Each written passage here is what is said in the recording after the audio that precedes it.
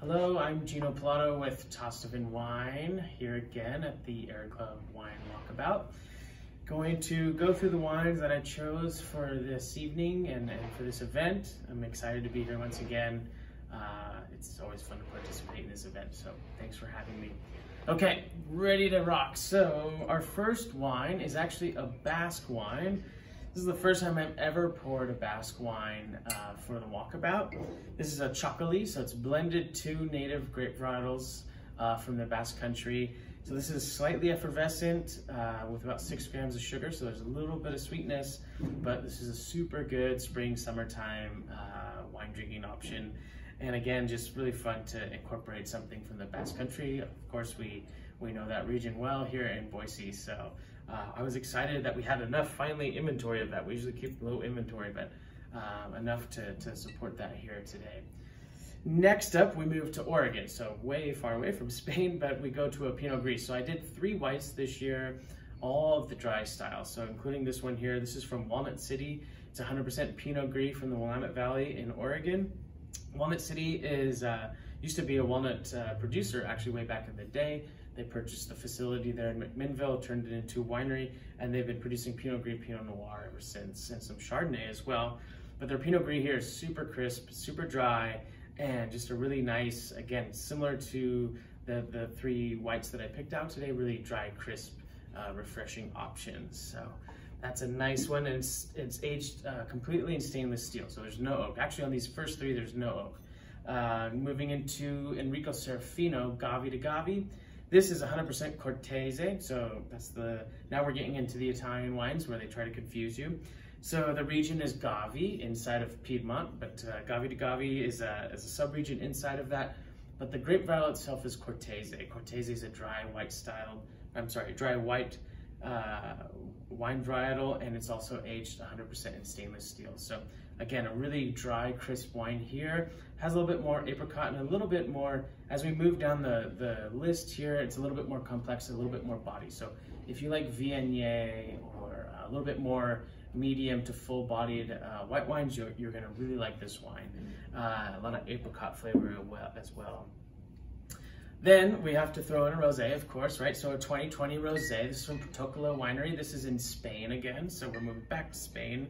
This is Bobal and Tempranillo, equal parts. So Tempranillo, we all know from Spain, a really classic red varietal from the area.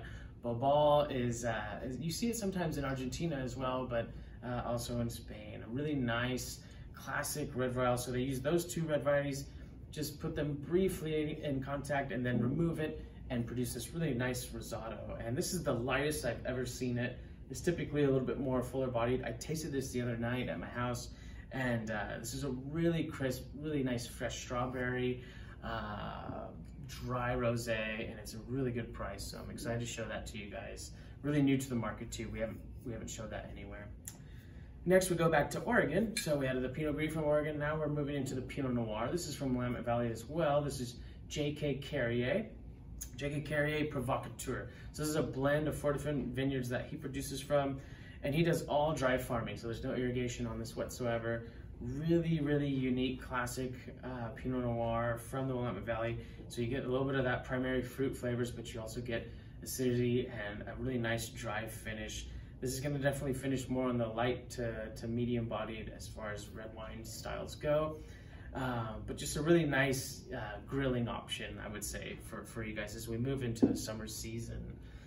Then we go to Walla Walla for the next 2. So Walla Walla first here, this is Seven Hills Winery. This is from a classic producer in downtown Walla Walla. So if you ever get to Walla Walla, try to seek these guys out, Seven Hills Winery. This is 100% Walla Walla fruit Merlot. So it's 100% Merlot, has that classic kind of vanilla, little cassis, little bit of darker fruit flavors, but then finishes that really nice toasty oak.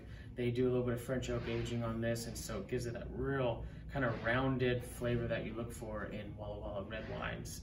Again, just a really classic producer. Love these guys. I think this one's gonna be a good option for the summer as well. And then our last 2, we kind of move into serious dinner wines. So this is a Cabernet Sauvignon from Amavi Cellars. So the producer for this, the winemaker is also the producer for Pepperbridge Winery.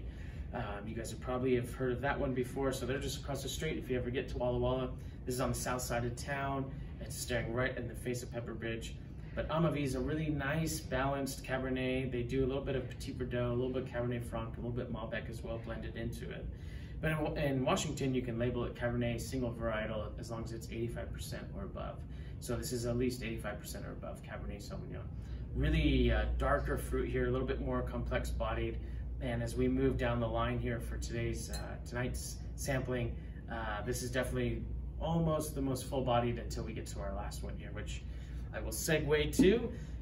And we finish with a Barolo. This is from Vietti. Vietti is one of our pride producers in the Tastevin portfolio for Italian wines.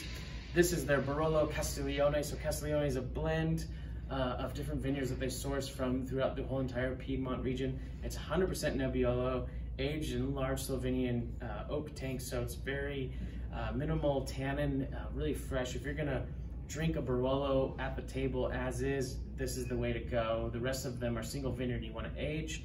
This one you can also age as well, but it's ready to drink. Just a really classic typicity of Nebbiolo, and it's one of my favorite wines. So I'm super excited to share this with you this evening and here at the Walkabout. That's the lineup. Thanks again for having me, and I hope you guys enjoy these offerings, and we'll see you again. Thanks.